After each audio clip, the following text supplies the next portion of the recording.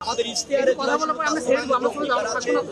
যে জুলাই সনদ আমরা সই করেছি, সেই জুলাই সনদ আমরা বাস্তবায়ন করতে জাতির কাছে অঙ্গীকারবদ্ধ, আমরা সেটাই।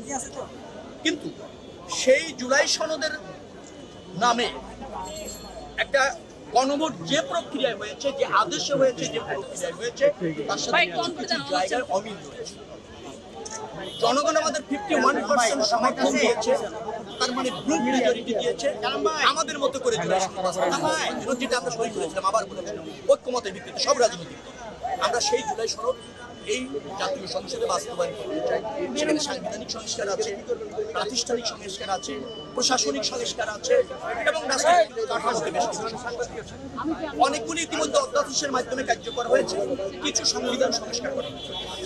আমরা সেটা বাস্তবায়ন করব, এটা নিয়ে কাউকে অপরাজনীতি করতে দেওয়া হবে না। জনগণ আমাদের যেহেতু ম্যান্ডেট দিয়েছে, আমরা যেহেতু জুলাই সনদ সই করেছি, ওই জুলাই সনদ বাস্তবায়ন করা আমাদের রাজনৈতিক অঙ্গীকার। আমরা সেটা অন্য দলের কোনো ব্যক্তির গোষ্ঠীর ইচ্ছা জুলাই সনদ এবং সেটির নামে রাজনীতি করা কোনোভাবে এদেশের জনগণ মানবে না। আর বিএনপি ম্যান্ডেট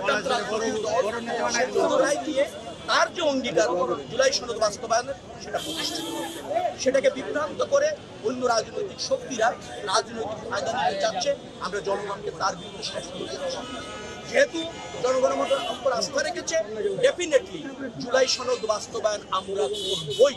তবে জুলাই সনদের নামে কোনো ব্যক্তি, গোষ্ঠী বা অন্য রাজনৈতিক দলের অভিপ্রায় সনদ না, এটা সই করা হয়েছে, সেটা সনদ, সেটা বাস্তবায়ন।